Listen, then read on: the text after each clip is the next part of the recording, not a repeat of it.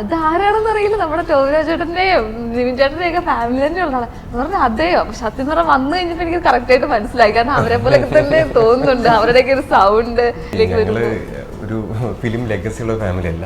നിവിൻ ചേട്ടൻ വന്ന് 2010 അപ്പോൾ നിവിൻ ചേട്ടൻ അപ്പനും അമ്മയും ആരുമില്ല ഇൻഡസ്ട്രിയിൽ. ഞങ്ങൾ റിലേഷനിലേ ആരുമില്ല, ഞങ്ങൾ ഫ്രണ്ട്സ് പോലും ഇല്ല സിനിമയിൽ. അതിനുശേഷം ടോവി വരുന്നു, ടോവിനോ ABCD അതൊക്കെ വരുമ്പോൾ അവനും ആരുമില്ല.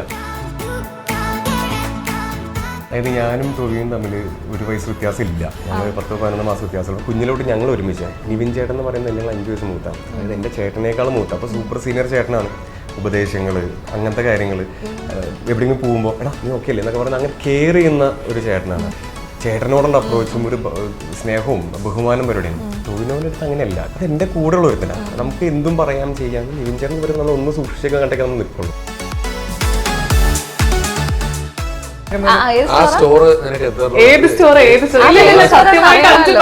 ഇനിയിപ്പോ പോയി മേടിക്കാം.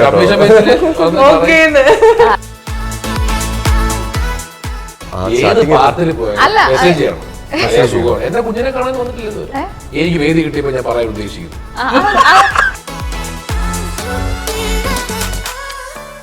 എനിക്ക് പറയാനുള്ള കാര്യങ്ങൾ എന്റെ ശബ്ദത്തിൽ പറയാൻ തന്നെ ഞാൻ ഇവിടെ കിടന്ന് കഷ്ടപ്പെടും. അപ്പൊ ഞാൻ എയറിലാണ്. ഈ പണ്ട് ത്രില്ലർ എന്നാന്നുള്ള പേര് വീണ് കഴിഞ്ഞു. കിസിങ് ഒരു പടത്തില്ല,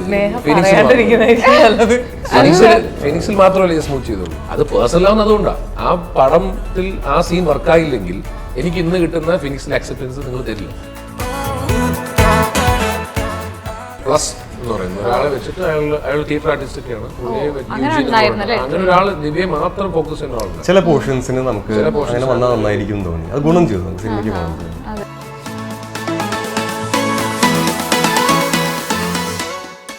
hello, welcome to Django space. ഞാൻ സ്നേഹ. അന്ധകാര എന്ന സിനിമയുടെ വിശേഷങ്ങളുമായി ഇന്ന് എന്നോടൊപ്പം ഉള്ളത് നമ്മുടെ സ്വന്തം ചന്തു ചേട്ടൻ, മെറീന ചേച്ചി ആൻഡ് ധീര ചേട്ടൻ. സ്വാഗതം. ആദ്യം തന്നെ ഞാൻ ചോദിക്കുകയാണ്, എവിടെ നിങ്ങളുടെ ഹീറോയിൻ? കാരണം പോസ്റ്ററിലൊക്കെ നിറഞ്ഞു നിൽക്കുകയാണ് നമ്മുടെ ദിവ്യ ചേച്ചി. പക്ഷെ ദിവ്യ ചേച്ചിയെ ഞാനിവിടെ വന്ന് കണ്ടില്ല, എവിടെയാണ് ആള്? തിരക്കുകൾ കൊണ്ട് വരും.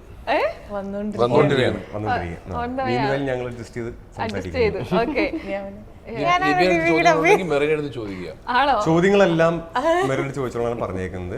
ആൻസേഴ്സ് ഒക്കെ പ്രിപ്പയർഡ് ആണ്. ദിവ്യയുടെ ചോദ്യങ്ങൾ പോയിട്ടുണ്ട്. അല്ല അങ്ങനെയല്ല, ആളിപ്പെത്തും വന്നോണ്ടിരിക്കുകയാണ്. വേണമെങ്കിൽ കുറച്ച് ഡബ് ചെയ്യാം. പ്രിപ്പയർഡ് ആണ്. ബാക്കിൽ പോയി. ഓക്കെ, ഇപ്പം പ്ലാനുകൾ പലതും ഉണ്ടാവും. അതിൽ ഏറ്റവും മികച്ച തിരഞ്ഞെടുക്കുന്നതാണ് ബ്രില്യൻസ് എന്ന് പറഞ്ഞു തുടങ്ങുന്ന നമ്മുടെ പടത്തിന്റെ ടീസർ. അപ്പൊ എനിക്ക് തോന്നുന്നു ഭയങ്കര വ്യത്യസ്തമായിട്ടുള്ളൊരു ടീസറാണ്. അപ്പൊ അതിൽ നമുക്ക് ഒരുപാട് കാര്യങ്ങൾ പ്രതീക്ഷിക്കാനുണ്ട്. മേക്കിംഗ് ആട്ടെ, എല്ലാ കാര്യങ്ങളും, മ്യൂസിക് ആട്ടെ, അതിൽ നിന്ന് കുറേ കാര്യങ്ങൾ നമുക്ക് കിട്ടും. അപ്പോൾ ശരിക്കും ഇത് ഒരു ത്രില്ലർ പടമാണ്. അപ്പൊ അതിന്റെ എന്തെങ്കിലും ഒരു കാര്യം പറയാമോ? എന്താണ് ഒരു ജോണർ പടത്തിന്റെ? ജോണർ ത്രില്ലർ തന്നെയാണ്. ടീസർ കണ്ടില്ല? അതെ അതെ. ഫീമെയിൽ സെൻട്രിക് മൂവിയാണ്, ദിവ്യാണ് ലീഡ് ചെയ്യുന്നത്. ഞങ്ങളതില് സഹ നടന്മാരും നടിയുമാണ്. ആന്റണി എന്ന് പറഞ്ഞ വേറൊരു ക്യാരക്ടറുണ്ട്. ഇവർ രണ്ടുപേരാണ് മെയിൻ പ്രൊട്ടഗണിസ്റ്റ് ആയിട്ട് നമുക്ക് പറയാൻ പറ്റും. ചന്തുവിന്റെ ക്യാരക്ടർ ആണെങ്കിലും പറയുകയാണെങ്കിൽ ഞാനായാലും ഞങ്ങളൊക്കെ ബാക്കി ക്യാരക്ടേഴ്സാണ്. പടം ഡ്രൈവ് ചെയ്യുന്നത്, ഹെൽപ്പ് ചെയ്യുന്നത് ഞങ്ങളാണ്. കഥയെ കുറിച്ചൊന്നും അതാണ് സിറ്റുവേഷൻ. മുമ്പത്തെ ഇന്റർവ്യൂസിലൊക്കെ നമുക്ക് എന്തെങ്കിലും ജസ്റ്റ് പറയായിരുന്നു. ഇപ്പൊ കഥയെ കുറിച്ച് ഒന്നും പറയാൻ പറ്റില്ല. സോഷ്യലി റെലവെന്റ് ആയിട്ടുള്ള, ഇപ്പൊ നടന്നുകൊണ്ടിരിക്കുന്ന, വളരെ അന്ധകാരം എന്നൊരു ടൈറ്റിൽ സൂചിപ്പിക്കുന്ന പോലെ വളരെ ഡാർക്ക് ആയിട്ടുള്ള ഒരു ഏരിയ സൊസൈറ്റിയിൽ നടന്നുകൊണ്ടിരിക്കുന്ന ഒരു പ്രവണത, പ്രവൃത്തി, അതിനെ ബേസ് ചെയ്തിട്ടുള്ള അതിനെ അഡ്രസ് ചെയ്തുകൊണ്ടൊരു thriller movie. Pattern of shoot ഒക്കെ വളരെ വ്യത്യസ്തമായിട്ടുള്ള, A സർട്ടിഫിക്കറ്റ്. അതൊരു ഇതല്ലാതെ അത് വളരെ സന്തോഷത്തോടെ തന്നെയാണ് ഡയറക്ടറും ടീമും സ്വീകരിച്ചിരുന്നത്. കാരണം ആ കോണ്ടന്റ് അങ്ങനെ പറയാൻ സാധിക്കുകയുള്ളൂ. അപ്പൊ അത്ര ഡെപ്തിലുള്ള, അത്ര പറയുന്ന പോലെ ഡാർക്കാണ്, ബ്ലഡിയാണ്. അപ്പം നമ്മൾ ഈ പറയുന്നത് സോ കോൾഡ് ബ്ലഡി അല്ല, ഒരു ഫൈറ്റും വയലൻസ് അങ്ങനെയല്ല. ഫൈറ്റ് ഒക്കെ ഉണ്ട്, ദിവ്യയൊക്കെ ഫൈറ്റ് ചെയ്തിരുന്നത്. ദിവ്യയുടെ ക്യാരക്ടർ ആർക്കി കൂടെ പോണൊരു സിനിമയാണ്. അഡ്രസ് ചെയ്യുന്ന വിഷയം നമുക്ക് ഇപ്പൊ ചിലപ്പോൾ ഡിസ്ക്ലോസ് ചെയ്യാൻ പറ്റില്ല. ഇപ്പൊ എനിക്ക് തോന്നുന്നു ഈ ഒരു ടീസറും പേരും വന്നതിന് ശേഷം സോഷ്യൽ മീഡിയ ഭയങ്കരമായിട്ട് ചർച്ചയാവുന്നുണ്ട്. ഈ ഒരു പോസ്റ്റർ, അതേപോലെ പേര്, വ്യത്യസ്തമായിട്ടുള്ള പേരാണ് അന്ധകാര. ഞാൻ ആദ്യം ഇതിങ്ങനെ കേട്ടപ്പോഴത്തേന് ഇങ്ങനെ ഷൂട്ടൊക്കെ എന്ന് പറഞ്ഞാൽ ചേട്ടാ പേരെന്താ സിനിമയാണ്? അന്ധകാര. കാന്താര പോലെയൊക്കെയുള്ള ഒരു പേര് സിമിലർ ആയിട്ടുള്ള. അപ്പൊ അത് ഭയങ്കര ഡിഫറെന്റ് ആയിട്ട് തോന്നി. അപ്പൊ ശരിക്കും ഈ ഒരു പടവുമായിട്ട് ഭയങ്കരമായിട്ട് ക്ലോസ് ആയിട്ട് നിൽക്കുന്ന ഒരു പേര് തന്നെയാണോ ഇത്? തീർച്ചയായും ഡാർക്ക് എന്നുള്ള ട്രൂ ടു സിനിമയോട് ഭയങ്കരമായി നീതി പുലർത്തുന്ന ഒരു പേര് തന്നെയാണ്. ഈ പറഞ്ഞ പോലെ ഇത്തിരി ഡാർക്കാണ് സബ്ജക്റ്റ്. കാരണം നമ്മൾ ഈ സോഷ്യലി റെലവെന്റ് ആയിട്ട് നിൽക്കുന്ന ഈ സബ്ജക്റ്റ് ഡാർക്കാണ്. നമ്മളതിനെ ഇപ്പോൾ നേരത്തെ ചന്തു പറഞ്ഞ പോലെ വേണമെങ്കിൽ നമുക്ക് UA ആക്കാം. സർട്ടിഫിക്കേഷൻ നമുക്കിപ്പോൾ കച്ചവടത്തിനാണെങ്കിലും തിയേറ്ററിൽ ഇപ്പോൾ ഫാമിലി ഓഡിയൻസിനൊക്കെ കയറണമെങ്കിൽ നമുക്ക് ആ UA കിട്ടിയേ പറ്റും, U കിട്ടിയേ പറ്റും. അതിന് വേണ്ടി കോംപ്രമൈസ് ചെയ്യാതെ ശരിക്കും എന്താണോ കണ്ടന്റ് അത് അങ്ങനെ തന്നെ കാണിക്കുക. യാതൊരു കോംപ്രമൈസ് ഇല്ലാണ്ട് നെഗോഷിയേറ്റ് ചെയ്യാണ്ട് കാണിക്കണം എന്നൊരു ആഗ്രഹത്തിൽ ആണ് നമ്മളിപ്പോൾ ഈ സർട്ടിഫിക്കറ്റിൽ ചെയ്യുന്നത്. അപ്പോൾ അന്ധകാര എന്ന് പറയുമ്പോൾ തന്നെ ഇപ്പോൾ പോസ്റ്റർ ഫസ്റ്റ് കണ്ടന്റ് നമുക്കറിയാം. ഫസ്റ്റ് കണ്ടന്റ് തൊട്ട് നമ്മൾ ഇത്തിരി ക്രൂവൽ, ഇത്തിരി ബ്ലഡി ആയിട്ടുള്ള കണ്ടന്റ്സ് വിടാൻ കാരണം എന്ന് വെച്ചാൽ സിനിമയിൽ അങ്ങനെ മുറിക്കുന്നതോ അങ്ങനെയൊന്നും കാണിക്കുന്നില്ല. പക്ഷെ ആ കൺസെപ്റ്റിനോട് നീതി പുലർത്താൻ വേണ്ടിയാണ് ഇനീഷ്യൽ കണ്ടന്റ്സ് തൊട്ടേ പിടിക്കുന്നത്. ട്രെയിലർ നമുക്ക് കുറച്ച് ചേഞ്ച് ആയി, ബ്ലഡിനെസ് കുറച്ച് കുറച്ചു. മെറിൻസിയുടെ ക്യാരക്ടറിന്റെ എന്താണ് ഒരു പേരും അതിന്റെ ഒരു സവിശേഷതകളൊക്കെ എന്താണ്? സവിശേഷത എന്ന് പറഞ്ഞാൽ ഞാൻ ഇതുവരെ ചെയ്ത ക്യാരക്ടറിൽ നിന്ന് ഡിഫറെന്റ് ആയിട്ടുള്ള ഒരു ക്യാരക്ടറാണ്. ദിവ്യയുടെ കൂടെ സപ്പോർട്ട് ചെയ്ത് പോകുന്ന ഒരു ക്യാരക്ടറാണ്. ഒരുപാട് സ്പേസ് ഇല്ല, എന്നാൽ വളരെ ഇമ്പോർട്ടൻ്റ് ആയിട്ടുള്ള ഒരു ക്യാരക്ടർ. ഇപ്പൊ സിനിമയുടെ കാര്യങ്ങൾ ഇൻക്ലൂഡ് ചെയ്ത് എനിക്ക് പറയാൻ പറ്റില്ല. ഈ പറഞ്ഞ പോലെ തന്നെ ഞാൻ മുമ്പത്തെ ഇന്റർവ്യൂവിലും പറഞ്ഞു, ഇതൊരു ഡയറക്ടേഴ്സ് മൂവിയാണ്, ഡയറക്ടേഴ്സ് പോയിന്റ് ഓഫ് വ്യൂവിലുള്ള മൂവിയാണ്. അപ്പം എൻ്റെ ഒരു മുസ്ലിം ക്യാരക്ടറാണ്. അപ്പം ആ ക്യാരക്ടറിന് ഒരു മീറ്റർ ഉണ്ട്. അത് അദ്ദേഹം വരച്ചിരിക്കുന്ന അല്ലെങ്കിൽ അദ്ദേഹം പറഞ്ഞിരിക്കുന്ന ആ ഒരു മീറ്ററിൽ വെച്ചിട്ടാണ് എല്ലാവരുടെ ക്യാരക്ടേഴ്സും പ്ലേസ് ചെയ്തിരിക്കുന്നത്. പിന്നെ ഇതൊരു സീരിയസ് മൂവിയാണ്. ഇത് നമ്മളൊരു ഹ്യൂമർ കണ്ടന്റ് ഒന്നും ഇതിൽ എനിക്ക് തോന്നുന്നു എവിടെയും കൊണ്ടുവന്നിട്ടില്ല, പറഞ്ഞിട്ടുമില്ല. അപ്പം അത് വളരെ സീരിയസ് ആയിട്ടുള്ള ഒരു കാര്യം പറയുന്ന ക്യാരക്ടറുമാണ്, സിനിമയുമാണ്. അപ്പം ഇതിലുള്ള ക്യാരക്ടേഴ്സിനും എല്ലാം ഇപ്പം എൻ്റെ ക്യാരക്ടറാണെങ്കിലും ദിവ്യയുടെ ക്യാരക്ടറൊക്കെ ചെയ്യുന്ന കാര്യങ്ങളും പ്രവൃത്തികളൊക്കെ വെച്ച് ഒരുപാട് ഇമ്പാക്ട്സ് വരുന്നുണ്ട്. മറ്റുള്ള ഒരാൾ ചെയ്യുന്ന പ്രവൃത്തി മറ്റുള്ളവർ എഫക്റ്റ് ആവുന്നതൊക്കെയാണ് അല്ലെ, അങ്ങനെ ലിങ്ക്ഡ് ആണ് ഇതൊക്കെ. ഇത്രയും വൃത്തിയായിട്ട് എനിക്ക് ഇങ്ങനെ പറയാൻ പറ്റുള്ളൂ. ഇത്രയും പഠിച്ചു. അതെ, ഇനി നിങ്ങളെ പോലെ സത്യം പറഞ്ഞു കഴിഞ്ഞാൽ ഞങ്ങൾക്ക് കോമ്പിനേഷൻ സീൻസ് ഇല്ല, പക്ഷെ എന്താണ് നടക്കുന്നതെന്ന് അറിയാം. എന്നാൽ ഒരു അതുണ്ട്, പക്ഷെ അത് വളരെ ഡെഡ്ലി കോമ്പിനേഷൻ ആണ്. ചന്ദ്രജന പറയാ മറന്നു അതെ, ഒരു കോമ്പിനേഷൻ ഉണ്ട്. അതെ, അത് കണ്ടു. അത് ആസ് എ ഓഡിയൻസ് ഞാനും എനിക്കും ഭയങ്കര എക്സൈറ്റ്മെന്റ് ഉണ്ട് സത്യം പറഞ്ഞാൽ കാണാം. ഇവര് പിന്നെയും കുറച്ചുകൂടെ കൂടുതൽ വർക്ക് ചെയ്തിട്ടും എന്താന്നുള്ളത് ഞങ്ങൾക്ക് രണ്ടുപേർക്കും കമ്പാരിറ്റീവ്ലി കഥ അറിയാം. പക്ഷെ എന്നാലും ഓൺ സ്ക്രീൻ കാണുമ്പോൾ ആഫ്റ്റർ എഡിറ്റ് എല്ലാം കാണുമ്പോൾ ഞാൻ സത്യം പറഞ്ഞാൽ എക്സൈറ്റഡ് ആണ്. ഇപ്പൊ മലയാളത്തിൽ ഒരുപാട് എനിക്ക് തോന്നുന്നു ടീച്ചർ കണ്ടപ്പോ എനിക്ക് പേഴ്സണലി തോന്നിയത് ഒരു റിവെഞ്ച് മൂഡോടൊക്കെ ഒരു പടമാണെന്നാണ്. ഒരു പ്രതികാരമൊക്കെ ഉള്ള ആണോ എനിക്കറിയില്ല, ഞാൻ ചോദിക്കുകയാണ്. അങ്ങനെയാണോ എനിക്കറിയില്ല, എനിക്കങ്ങനെ തോന്നി. അപ്പോ ഒരുപാട് പടങ്ങള് മലയാളത്തിൽ വന്നിട്ടുണ്ട് ഈ പ്രതികാരത്തിന്റെയും അങ്ങനത്തെ കാര്യങ്ങളൊക്കെ പറഞ്ഞിട്ട്. അപ്പം അങ്ങനെയുള്ളൊരു പടം ആണെങ്കിൽ എന്ത് വ്യത്യസ്തമായിട്ടായിരിക്കും ഇത് വരാൻ തിയേറ്ററിലേക്ക് വരാൻ പോലെ പ്രേക്ഷകരിലേക്ക് എത്തുന്നത്? അങ്ങനെയാണെങ്കിൽ എനിക്ക് തീർച്ചയായിട്ടും ചിരിയാണ് ആഗ്രഹം തോന്നുന്നു. ഇല്ല, അത് പ്രതികാരം എന്ന് പറയുന്നത് പ്രതികാരം അതിലൊരു ചെറിയൊരു എലമെന്റ് മാത്രമായിരിക്കും. ശരിക്കും അതൊന്നല്ല. പറഞ്ഞില്ല, നമ്മൾ ആ സോഷ്യൽ റെലവെന്റ് ആയിട്ടുള്ള സംഭവത്തിനോട് സ്റ്റിക്ക് ഓൺ ചെയ്ത് ദിവ്യയുടെ ക്യാരക്ടറും ആന്റണി മറ്റേ ആ ക്യാരക്ടറും രണ്ട് ക്യാരക്ടേഴ്സിന്റെ ലൈഫിൽ ഈ സിറ്റുവേഷൻ ഉണ്ടാവുന്ന പ്രശ്നങ്ങളും അങ്ങനെയാണ്. അല്ലാണ്ട് റിവെഞ്ച് എന്ന് പറയാൻ പറ്റണോ?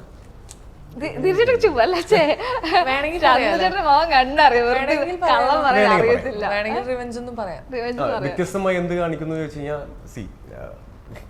ഇതിന്റെ കൺസെപ്റ്റ് വന്നപ്പോഴേ നമുക്ക് സർട്ടിഫിക്കേഷനിൽ A വന്നു. അപ്പോ ആ കൺസെപ്റ്റ്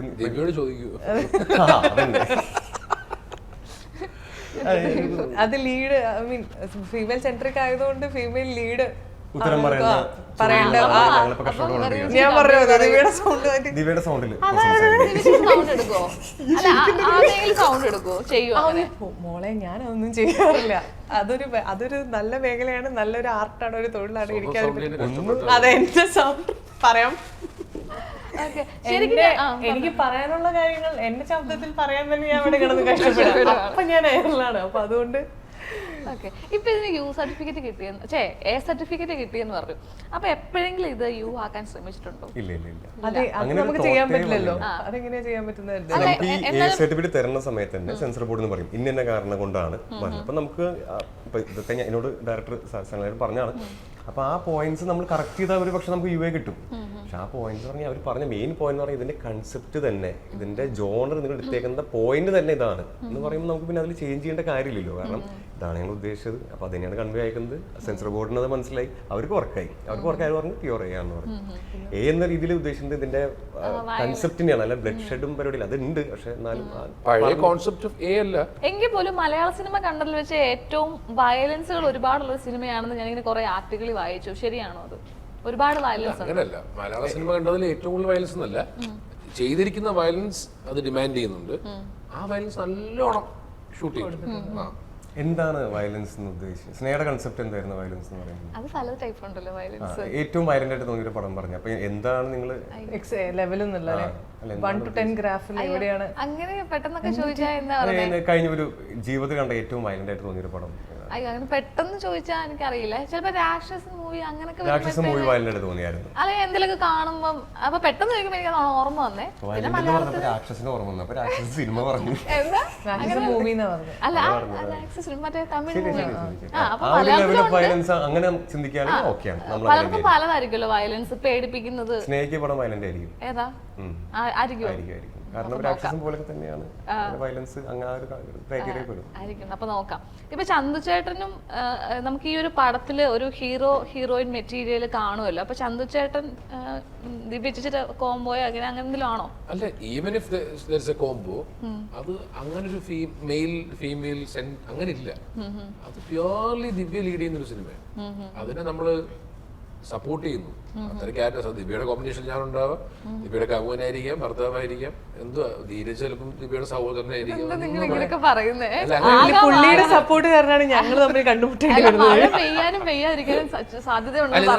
ഞാൻ പറഞ്ഞൊരു ഹീറോ ഹീറോയിൻ ഇല്ല. There is a female lead. She drives the movie.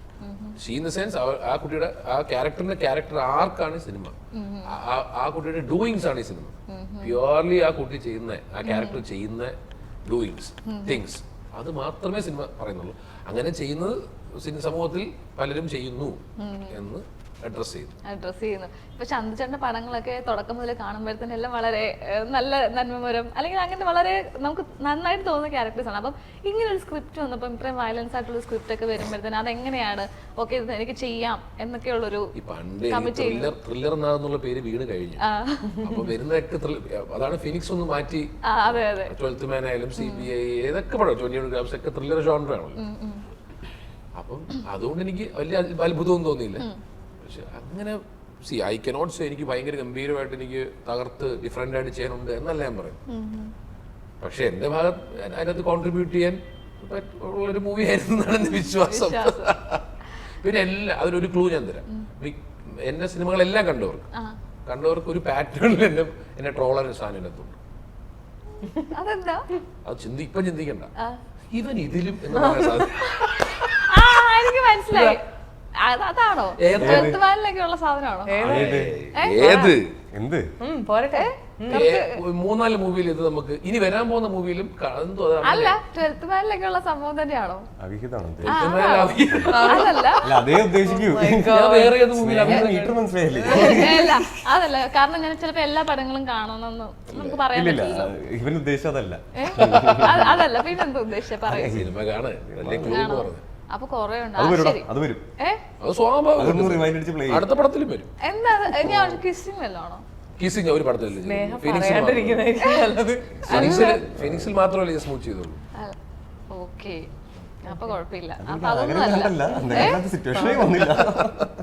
Okay, അപ്പൊ ഈ ഫിനിക്സിന്റെ കാര്യം പറഞ്ഞപ്പോഴാണ് ഞാനൊരു കാര്യം ചോദിക്കാൻ ആഗ്രഹിക്കുന്നത്. അതായത് ചേട്ടന്റെ പ്രൊഫൈലില് അതിന്റെ ഒരു സീൻ പ്രത്യേകം ചേട്ടൻ ഡിസ്ക്രൈബ് ചെയ്തിട്ടുണ്ട്. അതായത് ആ മരിച്ചു കിടക്കുമ്പോഴുള്ള സീൻ ചേട്ടൻ അത്രത്തോളം പ്രിയപ്പെട്ടതാണെന്നൊക്കെ പറഞ്ഞുള്ളൂ. അപ്പൊ ആ ഒരു അത്രത്തോളം പ്രിയപ്പെട്ടതായിരുന്നു, കാരണം ആ ഒരു സീനിന്റെ മേക്കിംഗ് കാര്യങ്ങളൊക്കെ ചേട്ടൻ അത്രത്തോളം എൻജോയ് ചെയ്തു എന്നൊക്കെ പറഞ്ഞൊരു ഇട്ടിട്ടുണ്ടായിരുന്നു. അപ്പൊ അത് അത്ര സ്പെഷ്യൽ ആക്കി ആ മൂവി നമ്മളിപ്പോ അന്ധകാരെ പറ്റി പറയുന്നത് നല്ല ഫിനിക്സിനെ പറ്റി അല്ല ഇവിടെ സംസാരിക്കുന്നത്. എന്നാലും ഫോർ മീ ആ സിനിമയിലെ ക്ലൈമാക്സ് എന്ന് പറയുന്ന ആ സിനിമയിൽ അഭിനയിച്ച എല്ലാവർക്കും, അതിൽ വർക്ക് ചെയ്ത എല്ലാവർക്കും, ഡയറക്ടറും പ്രൊഡ്യൂസറും റൈറ്ററും എല്ലാവർക്കും ആ ക്ലൈമാക്സ് വളരെ ഇമ്പോർട്ടൻ്റ് ആണ്. അപ്പൊ അത് എനിക്കാണ് തന്നിരിക്കുന്നത് ആ ഷോട്ട്. അത് കണ്ടവർക്ക് അറിയാം, സോൾലി എന്റെ മുഖത്ത് ക്യാമറ വെച്ചിട്ടാണ് ഇത് ചെയ്തിരിക്കുന്നത്, ടിൽറ്റ് ചെയ്തിരിക്കുന്നത്. അപ്പോൾ ആ സിംഗിൾ പെർഫോമൻസ് വരുമ്പോൾ നമ്മൾ കുറച്ച് ഇൻവോൾവ് ആയിരുന്നത്. അപ്പോൾ എല്ലാവരും എക്സ്പെക്ട് ചെയ്യുന്നുണ്ട് ഇത് എങ്ങനെയാ ഇയാൾ എന്തോ ചെയ്യാൻ പോണേണ്ടത്. അത് പുൾ ഓഫ് ചെയ്തിട്ട് അത് പാളിപ്പോയി കഴിഞ്ഞാൽ now when Instagram people talk about ഇത്, നമ്മുടെ ഫീൽഡിലേക്ക് അത് ഇങ്ങനെ വന്നുകൊണ്ടിരിക്കുമ്പോൾ അത് നമുക്കൊരു സന്തോഷമാണ്. സക്സസ്ഫുൾ ആയി ചെയ്യാൻ പറ്റിയെന്നൊരു തോന്നൽ ഉണ്ടാവും. അത് പേഴ്സണലാവുന്ന അതുകൊണ്ടാണ്. ആ പടത്തിൽ ആ സീൻ വർക്കായില്ലെങ്കിൽ എനിക്ക് ഇന്ന് കിട്ടുന്ന ഫിനിക്സിലെ അക്സെപ്റ്റൻസ് നിങ്ങൾ തരില്ല. ആ മീറ്റർ മാറിയിരുന്നെങ്കിൽ അതൊന്ന്. പിന്നെ അതിൽ ഒരുപാട് പേഴ്സണൽ എലമെന്റ്സ് ഉണ്ടായിരിക്കും. അപ്പം നമ്മൾ കാര്യം എങ്ങനെ കരഞ്ഞേ, അതെങ്ങനെ അത് ആ മീറ്ററിൽ എങ്ങനെ കരയാൻ പറ്റി എന്നുള്ള ചോദ്യങ്ങളൊക്കെ വരുമായിരിക്കും. സോ ഹാപ്പി ദാറ്റ് കുറേ പേര് പറയും അതിനകത്ത് it's not always good to see men crying on screen, but I love to the way you cried എന്ന് അങ്ങനത്തെ കോമന്റ്സ് കേൾക്കുമ്പോൾ അതുകൊണ്ട് തന്നെ ആ സീൻ എനിക്ക് ഭയങ്കര ഇമ്പോർട്ടൻ്റ്. ആ സിനിമയിൽ ഏറ്റവും കൂടുതൽ എനിക്ക് അപ്രീസിയേഷൻ കിട്ടിയ സീൻ അതാണ്. ഫിനിക്സ് കഴിഞ്ഞു. ചേച്ചി ഒരു സിനിമ ചെയ്യുമ്പോഴത്തേക്കിന് എന്താണ് മെയിൻ ആയിട്ട് ശ്രദ്ധിക്കുന്നത്? അല്ലെങ്കിൽ സ്ക്രിപ്റ്റ് വരുമ്പോഴോ അല്ലെങ്കിൽ ഇത് ചെയ്യുമ്പോൾ ഞാൻ ഇങ്ങനത്തെ കാര്യങ്ങളൊക്കെ ശ്രദ്ധിക്കണം എന്ന് പറഞ്ഞ് എന്തെങ്കിലും പ്രിപ്പയർ ചെയ്യില്ല, അല്ലെങ്കിൽ ഹോംവർക്ക് ചെയ്യില്ല, അങ്ങനെ എന്തെങ്കിലും കാര്യങ്ങളുണ്ടോ? പ്രിപ്പറേഷൻസ് ആസ് നമ്മളിപ്പോൾ നമ്മുടെ ഒരു ക്യാരക്ടർ വ്യത്യസ്തമായിട്ട് നിൽക്കുകയാണെങ്കിൽ ഒബ്വിയസ്ലി അത് നമുക്കൊരു അട്രാക്ഷൻ ആണ് ഒരു പോയിന്റിൽ. പിന്നെ എന്ന് പറഞ്ഞാൽ ഞാനിപ്പോൾ മുമ്പ് ചെയ്തിട്ടുള്ള സിനിമകളാണെങ്കിലും ഒന്നെങ്കിൽ ഭയങ്കര ബോൾഡായിട്ട്, ഞാൻ റിപ്പീറ്റഡ്ലി എല്ലായിടത്തും പറയുന്നതാണ്, ഒന്നെങ്കിൽ ആരെങ്കിലും അടിക്കുന്നത്, അല്ലെങ്കിൽ ഭയങ്കര ബോൾഡായിട്ടുള്ളൊരു വ്യക്തി. പിന്നെ ഞാൻ ചെയ്ത ചങ്സ് എന്ന് പറയുന്നത് ആക്ച്വലി അത് ലെസ്ബിയൻ അല്ല, പക്ഷെ അത് ലെസ്ബിയൻ ക്യാരക്ടറായിട്ടാണ് അത് പോർട്രേ ആയിരിക്കുന്നത്. അത് എൻ്റെ റിയൽ ലൈഫിൽ എനിക്ക് പറയായിട്ടുണ്ട്. എബി ആക്ച്വലി അധികം ആളുകൾ സംസാരിച്ചിട്ടില്ല. എന്നെ അറിയുന്നവരും എൻ്റെ സർക്കിളിലുള്ള ആളുകൾക്കുമാണ് ഞാൻ എബിയിൽ ആണ് വന്നത് എന്നുള്ളത്. പക്ഷെ കൂടുതലും എനിക്കൊരു ബ്രേക്ക് ഒക്കെ തന്നു എന്ന് എനിക്ക് ഞാൻ വിശ്വസിക്കുന്നത് ഹാപ്പി വെഡിങ്ങിലെ ആ സീനും അതൊരു സീനാണ്, ഞാൻ അതിലെ ലീഡ് പോലും അല്ല. പിന്നെ ചങ്സ് എന്ന് പറഞ്ഞ മൂവി, ലാൽ സാറിന്റെ കൂടെയുള്ള ഫൈറ്റ് ഒക്കെ, അപ്പം ഈ ഫൈറ്റ് അതിൽ ചെയ്തുകൊണ്ട് ഫൈറ്റ് ചെയ്യും. അപ്പൊ നെക്സ്റ്റ് വർക്ക് അങ്ങനെ അല്ലെങ്കിൽ ബോൾഡ് ആയിട്ടുള്ളൊരിത്. പിന്നെ ഈ ചങ്സ് കഴിഞ്ഞതിന് ശേഷം ബാലേന്ദ്ര മേനോൻ സാറിൻ്റെ ഒരു വർക്ക് വന്നു, അതിൽ ലെസ്ബിയൻ ക്യാരക്ടറായിരുന്നു. പക്ഷെ ഞാൻ പറഞ്ഞു സാർ ഞാൻ അത് ചെയ്യുന്നില്ല എന്ന്, കാരണം അതാണെന്ന് വിശ്വസിക്കുകയാണ് ആളുകൾ. അപ്പം അത് വേറെ രീതിയിലേക്ക് നമുക്ക് പിന്നെ വേറെ വർക്കുകൾ ചെയ്യാൻ പറ്റാത്ത രീതിയിലാവും. മനസ്സിലായോ? ഒരു ഗേൾ നെക്സ്റ്റ് ഡോർ എന്നുള്ള ഒരു കോൺസെപ്റ്റ് ഒക്കെ വരുമ്പോൾ ഇല്ല അവർക്ക് അത് മാച്ച് ആവില്ല എന്ന് അങ്ങോട്ട് ധരിക്കുകയാണ് ആളുകൾ. അപ്പം ഈ ഒരു സിനിമ എന്ന് പറയുമ്പോൾ, അല്ലെങ്കിൽ ഇപ്പം ഞാൻ ചെയ്തിരിക്കുന്ന സിനിമകളൊക്കെ ഡിഫറെൻ്റ് ആയിട്ടുള്ള ക്യാരക്ടേഴ്സ്. ഇതിലിപ്പോൾ ഞാനൊരു മുസ്ലിമാണ്, ഔട്ട്ലുക്ക് തന്നെ ഡിഫറെൻ്റ് ആണ്. സ്ട്രെയിറ്റ് ഹെയർ ആണ്, തട്ടിട്ടിട്ടാണ്, കുറച്ച് സോഫ്റ്റ് ആണ്, കുറച്ച് എന്താ പറയുക ഒതുക്കം എന്നൊക്കെ നമ്മളെ നാട്ടിൽ പറയുന്ന ഒരു കോൺസെപ്റ്റിൽ കാണുന്ന ഒരു ക്യാരക്ടറാണ്. അപ്പം അങ്ങനത്തെ കാര്യങ്ങൾ മാത്രമേ നമ്മൾ ശ്രദ്ധിക്കുള്ളൂ. പിന്നെ ഒരുപാട് ചോയ്സസ് നമുക്ക് വരില്ല. എസ്പെഷ്യലി എന്നെ പോലുള്ള ആർട്ടിസ്റ്റുകൾക്ക് ഈ ചന്ദ്രചേട്ടൻ പറഞ്ഞ പോലെ ഒരുപാട് ഓപ്ഷൻസ് ഒന്നും നമുക്ക് വരില്ല. ഉള്ളതിൽ വൃത്തിയുള്ളത്, മെച്ചപ്പെട്ടത് നമുക്ക് ചെയ്താൽ കുഴപ്പമില്ലാന്ന് തോന്നുന്ന കാര്യങ്ങൾ മാത്രമേ ഞാൻ ചെയ്തിട്ടുള്ളൂ. ഇപ്പൊ നമ്മുടെ ഈ പടത്തിനകത്ത് ഇപ്പൊ ഒരു പാട്ട് നമ്മൾ ഓൾറെഡി അതിന്റെ ഒരു ലിറിക്കൽ വീഡിയോ ഇറങ്ങി, ഒരുപാട് പാട്ടുകൾ ഇനിയും നമുക്ക് ഇതിനകത്തൊന്ന് പ്രതീക്ഷിക്കാം. ഇല്ല, പാട്ടിനല്ല സിനിമയിൽ പ്രാധാന്യം, സ്കോറിങ്ങിന്. സ്കോർ ചെയ്തിരിക്കുന്ന അരുൺ മുരളീധരൻ. അപ്പൊ അത് എടുത്തു പറയേണ്ട ഞങ്ങൾ സീൻ ദ പ്രിവ്യൂ. അപ്പൊ അത് ഈ പടത്തിന് ഒരുപാട് എൻഹാൻസ് ചെയ്തിട്ടുണ്ട്. ഇതിൽ ഡയലോഗ് ഓറിയന്റഡ് മൂവി അല്ല ഇത്. അതിന്റെ ആക്ഷൻസ്, അതിനകത്ത് സംഭവിക്കുന്ന സീൻസ്, അതാണ് സംസാരിക്കേണ്ടത്. അപ്പൊ അത് എംറ്റി ആയിട്ടിരിക്കുന്ന ഒരു ഫ്രെയിമിൽ നമ്മൾ വിഷ്വലും മുൻകാഴ്ച മാത്രം കാണിക്കുമ്പോൾ അത് എൻഹാൻസ് ചെയ്യാൻ നല്ലൊരു മ്യൂസിക് സ്കോർ ബാക്ക് ചെയ്തില്ല എന്നുണ്ടെങ്കിൽ അത് ഭയങ്കര ഇതായിട്ട് അരോചകമായിട്ട് തോന്നും. He really worked in that. അതാ പറഞ്ഞത്, നേരത്തെ പറഞ്ഞത് ഒരു ഡയറക്ടോറിയൽ ഇതാണ്. ഇതിന് വേണമെങ്കിൽ ഒരുപാട് ഡയലോഗ്സ് ഒക്കെ കുത്തി നിറച്ച് വേണമെങ്കിൽ അങ്ങനെ ഒരു പാറ്റേണിൽ ചെയ്യാം, അല്ലെങ്കിൽ ഇതേ സാധനത്തിന് തന്നെ വേറെ ടൈപ്പിൽ നമുക്ക് ഷൂട്ട് ചെയ്തെടുക്കാം. പക്ഷെ പുള്ളി ചൂസ് ചെയ്തത്, so we are directors, actors, whatever he asked us to say, we did that. ചില കോസ്റ്റ്യൂം സെലക്ഷൻ ഒക്കെ വരുമ്പോഴത്തേക്ക് എനിക്ക് ചിലപ്പം എനിക്ക് ചേരുന്നില്ല എന്ന് തോന്നും. നമ്മൾ കടയിൽ പോകുമ്പോൾ നമ്മുടെ കംഫർട്ടില്ലേ ചില ഉഗ്ര ഡ്രസ്സ് കാണുമായിരിക്കും, പക്ഷെ നമ്മളത് ചൂസ് ചെയ്യില്ല. Because we know that by the time gradually നമുക്ക് മനസ്സിലായി ഇത് അതല്ല, എനിക്കത് ക്യാരി ചെയ്യാൻ പറ്റിയെന്ന് വരില്ല. പക്ഷെ എനിക്ക് ക്യാരി ചെയ്യാൻ പറ്റാത്ത ഇതിൽ പക്ഷെ ക്യാരക്ടർ ഡിമാൻഡ്സ് എന്ന് ഡയറക്ടർ പറയുമ്പോൾ യു ഹാവ് ടു സോൺലി അത് അവർക്ക് വിട്ടുകൊടുക്കുന്നതാണ്. അത് റിസൾട്ട് പോലും അങ്ങനെ പുള്ളിക്കാരൻ ലീഡ് ചെയ്ത മൂവിയിൽ ഞങ്ങൾ സപ്പോർട്ട് ചെയ്തു.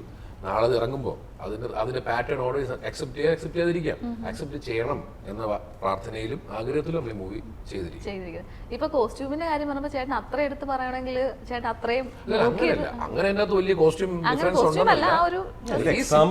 ശരി, സിമ്പിൾ സാധനങ്ങളായാലും ചില ടീഷർട്ട്, ചില ടീസ്, അത് ചിലപ്പോൾ എനിക്കത് ക്യാരി ചെയ്യണം, എനിക്ക് ഇഷ്ടപ്പെടില്ല. പക്ഷെ അത് character is like that, what to do, അങ്ങനെ ചെയ്തേ പറ്റൂ. ഞാനല്ല, ചന്ദ്രനാഥല്ല ചെയ്യുന്നത്, ജോർജ് ആണത്. ഇപ്പൊ ഡയറക്ടറിന്റെ കാര്യം ചേട്ടൻ ഒരുപാട് എടുത്ത് പറഞ്ഞു. അത് നമുക്ക് ഒരിക്കലും മറക്കാൻ പറ്റുന്ന കാര്യമാണ്. കാരണം ഒരു സിനിമയുടെ ഏറ്റവും ഒരു പ്രധാനപ്പെട്ട ഘടകമാണ് ഡയറക്ടർ. ഇപ്പം വസുദേവ് സാറ് മെയിനായിട്ട് പറഞ്ഞ കാര്യങ്ങൾ എന്താണ്, അല്ലെങ്കിൽ ഇതിന്റെ ഒരു പ്രോസസ്സ് ഉണ്ടല്ലോ, ഇതിന്റെ ഒരു മേക്കിംഗ് പ്രോസസ്സ്, അതിൽ ത്രൂ ഔട്ട് സാർ എന്താണ് നിങ്ങളോട് എപ്പോഴും പറഞ്ഞുകൊണ്ടിരുന്നത്? എന്തെങ്കിലും ശ്രദ്ധിക്കണം, റെഡി അത് എന്തായാലും പറയൂ. സ്ഥിരമായി പറഞ്ഞിരുന്ന കാര്യം എന്ന് വെച്ചാൽ അപ്പോൾ ഞാൻ ആദ്യമായിട്ട് സൺലൈറ്റിനെ കാണുമ്പോൾ ഈ കാസ്റ്റിങ്ങിൻ്റെ ഭാഗമായിട്ടാണ് ചെല്ലുന്നത്. അപ്പോൾ എനിക്ക് പറഞ്ഞിരുന്ന ഒരു ക്യാരക്ടർ ഇതുപോലെ നെഗറ്റീവ് ഷെയ്ഡുള്ള ഒരു ക്യാരക്ടറായിരുന്നു.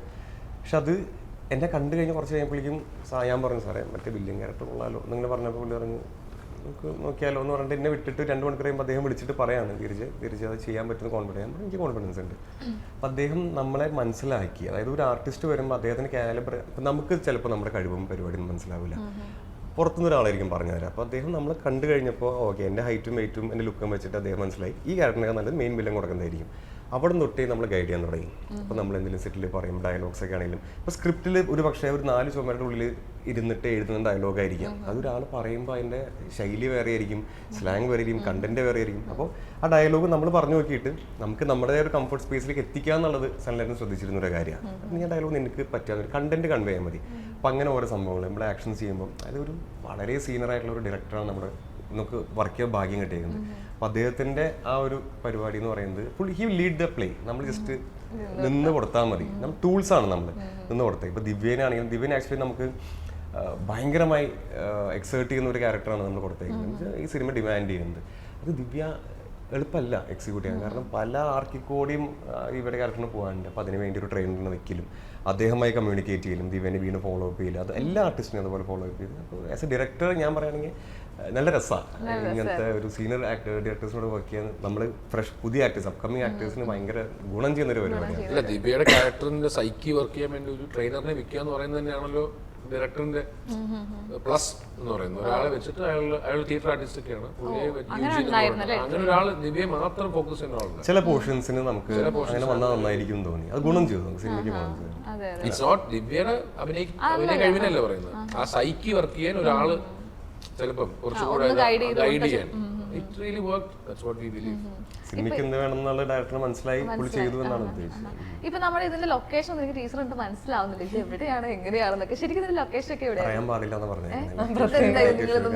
ഇതുവരെ മലയാള സിനിമ എക്സ്പ്ലോർ ചെയ്യാത്ത കുറച്ച് സ്ഥലങ്ങൾ പറഞ്ഞു കഴിഞ്ഞാൽ ഇൻ ആൻഡ് അറൗണ്ട് ഇവിടെ എനിക്കത് ഇൻഡോർ ആയിരുന്നു കൂടുതലും. അതിനകത്ത്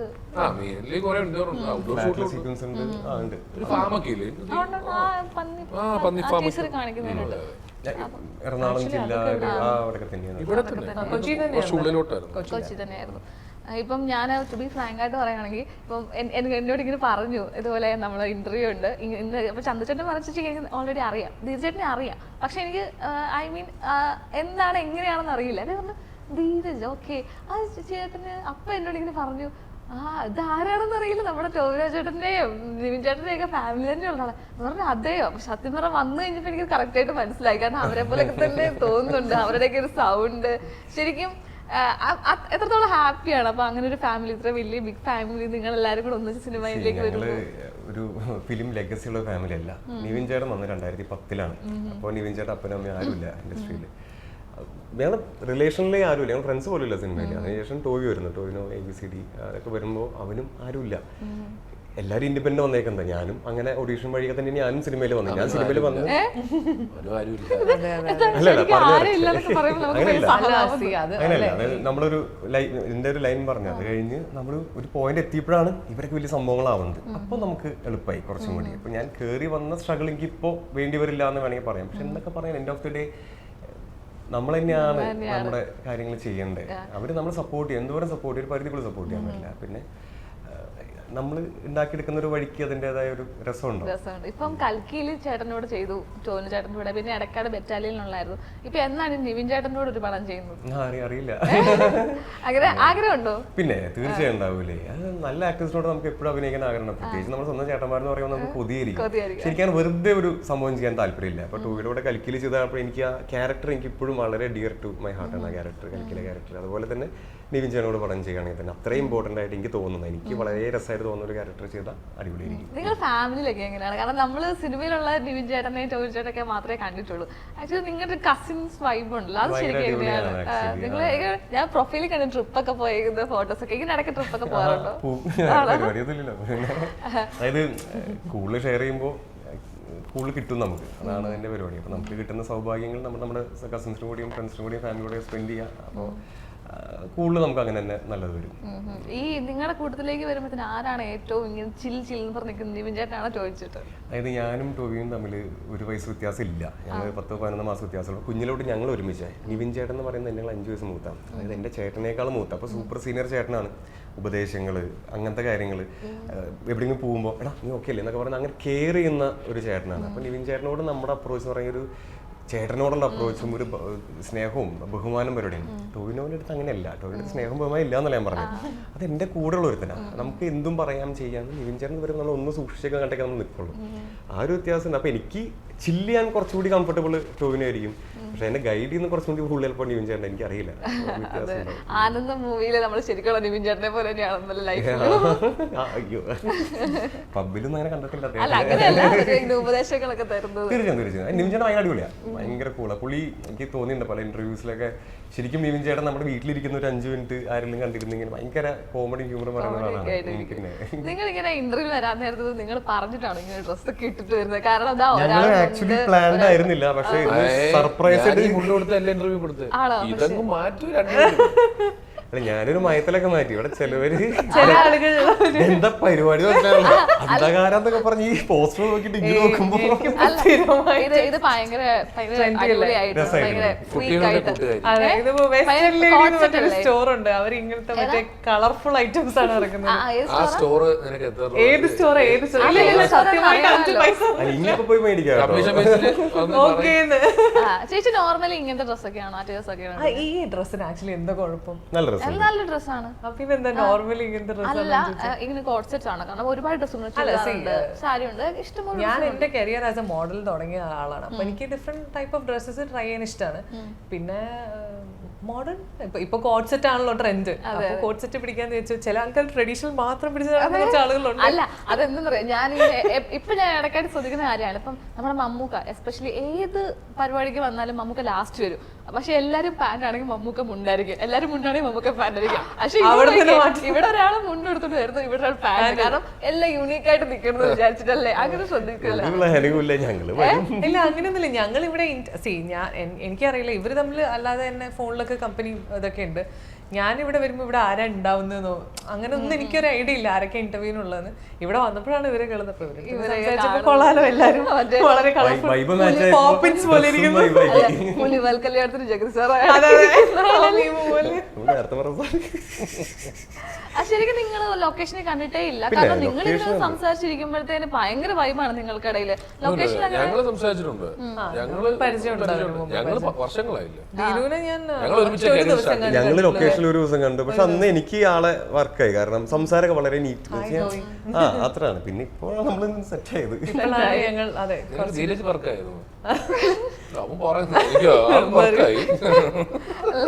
അല്ല ഞാൻ ജസ്റ്റ് ഒന്ന് കണ്ടേയുള്ളൂ, ജസ്റ്റ് ഒരു ഗ്ലാൻസ് ഹായിടാ.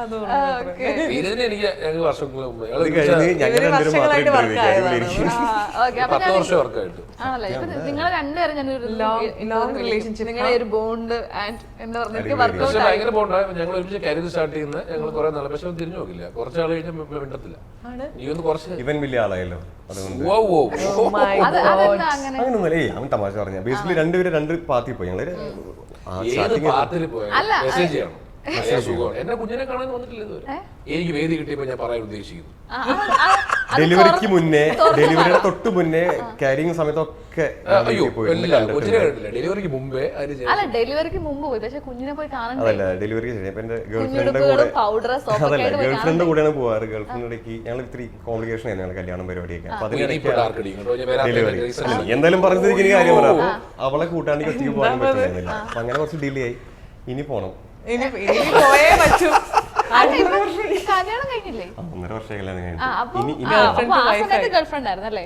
ഇപ്പൊ ഭാര്യ പ്രണയവിവാഹമായിരുന്നു. എത്ര നാളത്തെ പ്രണയമായിരുന്നു? 8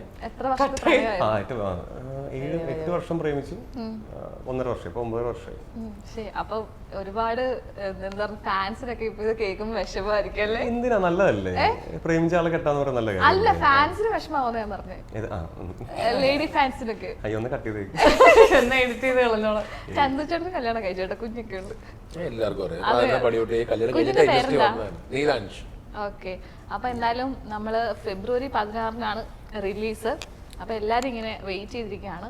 അപ്പം ഭയങ്കര ഹിറ്റ് ആവട്ടെ. ദിവ്യ ചേച്ചി വരുമ്പോ പറയുക.